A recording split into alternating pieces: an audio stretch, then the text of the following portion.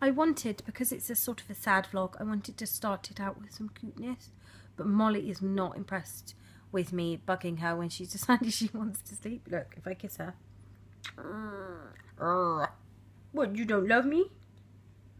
Sadness. Anyway, I'll put the puppy down. She's not overly impressed with me, like, poking her. Sorry, baby. So, yeah, I'm being like a Bond villain. I'm stroking my dog down here. So, yeah, craziness. As the title will probably give away, my match has ended. So, I am an unmatched surrogate. Nothing overly exciting, nothing awful. There was no big arguments. Hate to be boring. I'm usually boring. I'm not overly adventurous. I'm not a soap opera. I'm probably not that interesting to watch. But it happens. You can have issues or problems arise, or you find that there's a point that you don't agree on. And I'm trying to work, because as I said before, they're a very private couple and I don't want to be oversharing the details, but at the same time, this is sort of my journey that I'm trying to be honest about. So I'm trying to find a leeway, a happy ground in between. And I mean, she knows I vlog, so she's going to know I'm going to talk about it. So I don't see how it's going to be a problem, but it's trying to do it without sounding rude. Now, as I said, I've got no problems. I chose to walk away. It was me that ended the match. It's not something I was expecting I would do at any point, but I did for personal reasons. Basically, when we matched, we had agreed on like expenses and like termination or all of this jazz. We covered all of these points and everything seemed well and we got on really well, and I still think she's actually fantastic. I love chatting with her and hoping to maintain a friendship and all that jazz and stuff like that. But I originally had said to her about expenses. They agreed with the amount and everything. And I said about it being paid. Now, I wanted to do like 5% per month for the first 3 months and then 10% because they're pregnancy expenses. You spend them in the pregnancy rather than what COTs do, which is a lower percentage per month and a bulk at the end. Because for me, you incur the expenses during a pregnancy, so why would you wait till the end? But I get that it's a safeguard for IPs because, you know, there's always that fear, what happens if she doesn't hand the baby over or something goes wrong, blah, blah, blah, blah, blah. And COTs have an agreement, which I read out before, and I have covered this before, where you get a low percent a month and there is like an extra payment to cover excess charges that won't have been covered by the 2% in case of miscarriage at various stages, stillbirth, C-section, multiples, all that sort of thing, loss of fallopian tube, loss of both fallopian tubes, loss of your uterus. And these charges aren't like a payment for it. It's more a case of if you have multiples, you're more likely to go on bed rest. You're going to need higher amount of expenses because you're probably going to have more loss of earnings, more childcare and more convenience food.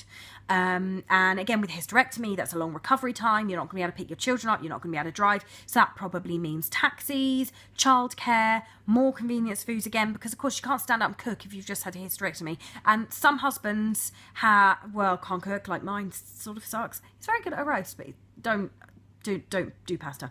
And all of this jazz, and I went over this all before, so that's kind of what they are. And I personally would have preferred a higher amount per month, so I got it for pregnancy expenses and no extra charges unless I need them, like if I'm hospitalised for months or weeks or whatever. Obviously Darren would be at home and we'd be losing a lot of money in loss of wages or paying out an awful lot of money in childcare. So it's kind of like figure out which is the lesser of two evils there. And I think Darren being off of work would probably work out cheaper and yet would still be ridiculously expensive. So you have all of these points in these agreements. And we'd sort of agreed to do COTs because they preferred the COT style agreement. And now I did that the first time because, of course, I've never had one before and there's always that fear. What happens if the surrogate who's never done it before is unproven, I suppose, gets all emotional and keeps the baby. Now, obviously I didn't, and I don't want to keep a baby. I don't want any more babies. My husband's had a vasectomy. We're good on the baby front. So now I feel safer in doing the expenses how it would work for me, for my benefit, because I think at this point, and it probably sounds selfish, but I've been a surrogate. I've proven myself. I'm not stealing people's babies up. So, you know, it's a pregnancy expenses, and I'd like to have it in the pregnancy for me personally, and then there'll be a small bit at the end so the IPs feel a bit safer or whatever. And if you haven't got into debt in the pregnancy, it might go towards family holiday, which is also perfectly legal, as I said before. So that would be awesome. So that's kind of how I wanted to do it. But they wanted to go with the COTS agreement, which is fine. I coped last time, so I'm sure I cope again. So we agreed to do that. But after a couple of months of like we're getting to know each other for like 3 months, we started we matched in October. They decided to bring up the possibility of an amendment to the stillbirth payment. So a stillbirth being anything, I think it was from 28 weeks, they said. 28 weeks to 42 weeks, full term, overdue, whatever. That would be a stipulation. So there was a cap on expenses. So regardless of what happened, if I had a stillbirth, the cut-off would be at 50% of my expenses.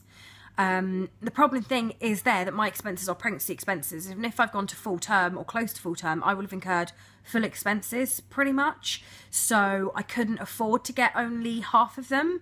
And so I did say, you know, on that event, no. And there's also the thing is, what happens if I was really sick and I was in hospital and Darren had to take time off work? I had all of that and the baby like died, was stillborn or died shortly after birth and everything. I definitely couldn't have a cap.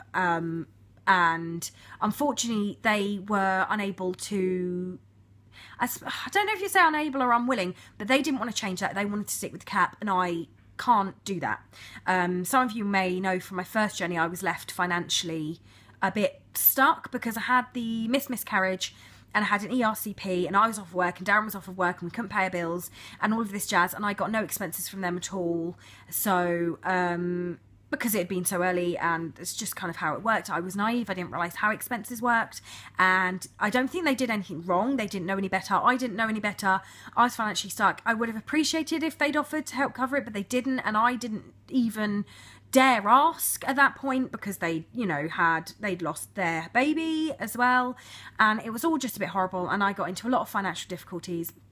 And I had to get a loan, and the kids suffered because obviously I didn't have spare money for Christmas or birthday parties particularly, and I was a bit buggered really, and yeah, it was all a bit of a bugger and a poo, and I say bugger a lot, so I so seriously apologise for that. And I can't do it again. I can't do it again. I can't have the kids, because Alice wouldn't be able to go to drama school, George wouldn't be able to do any of his club stuff. I can't do it again, and in a way I'm not willing to risk it. Now I don't think there would have been a stillbirth or anything horrible like that, but if there was, I don't see how it sounds awful, but I can't, it would affect my children, it would affect my husband, it would affect me badly, and I'm not going to risk us being stuffed for that. I can't really get a loan right now, it's not an option, and I don't really want to lose my car or whatever, or risk losing my car for doing a surrogate journey. And I'm hoping that doesn't make me look like a really horrible person. I'm hoping I don't look like a soulless old hag, but if I do, so be it. I'm just being honest. I wasn't willing or able to do that. I'm not able to float myself financially if it all goes wrong, and I'm not really willing to risk financial security by being a surrogate and doing someone a favour. It's just not. And also, one of the big points is my husband went, hell no, because of course he suffered last time as well. And he was like, no, we can't do it, Lisa. Because I kept sitting there, I was trying to work it out, seeing if my mum would back me up, and can I do it, because I felt horribly, awfully awful, and I wanted to do it, but it wasn't an option, and I had to admit that it wasn't. So I had to step away. And I feel wretched about the whole thing, but it is what it is. So I am free, and saying free sounds kind of like a celebration. It's not. But, yeah, it's just I had to, it is what it is. So I'm unmatched and I'm available to be a surrogate again. I might be a surrogate. I'm also looking at maybe being an egg donor if anyone wanted a short, fat brunette with brown eyes, possible child. I need to lose a little bit more weight, really, for my own sake more than anything else. So I'm willing to do that, but I'm just thinking maybe I could offer my eggs in the meantime. But yeah, that's it, really. And that's kind of all it is. So I could be an egg donor, or I could be a surrogate again. I might not be. I don't know. I'm just going to see what happens, but I'd quite like to match again. So yeah, that's my flobba-dobba-dobba-dobba. And apologies to anyone that's on my Facebook, because I've had a truly rotten week aside from that, which caused a lot of upset and stress, and just, which I put on myself really, because I'm an idiot like that. As I've said before, I'm a tit and I overthink things and I freak out and everything. But also because just had a really horrible week. My grandfather passed away on the Monday, and all three of my kids were sick, and I wasn't sleeping because I was up with them, and my nan had a car accident, cars written off and everything, was hospitalised, checked in hospital and everything on the Friday. Darren's card was cloned as well, so someone started trying to spend all of his wages, and I mean the whole thing was like, oh, and then with that on top, so just like, oh my lord, it was a stinker of a week, but it's done, and it's okay now, and so I apologise for all the moaning on Facebook. I was just a really grumpy cow, but I promise you I'm in a far better mood today. I'm feeling like there's a lot of hope, there's a lot of adventure ahead of me. I hope. I sound like a freaking nutcase. Wait, I am a nutcase. That might be why. So yeah, I'm going to get off before I actually frighten you all with my crazy. So yeah, that's it. This is, I mean, that's one of the downsides of surrogacy, is that matches do go wrong and everything, but I'm just incredibly grateful mine didn't go sour. That, you know, I haven't been shouted at for walking away to my face anyway, possibly behind my back it's all going wrong, I don't know, but yeah, that's it. I'm gonna get off. I need to pull that big wooden thing out of the corner because I think some screws have fallen down the back of it, and I need the screws for the telly upstairs, which is a completely different point. And I'm gonna shut up and go. I will speak to you later. Bye.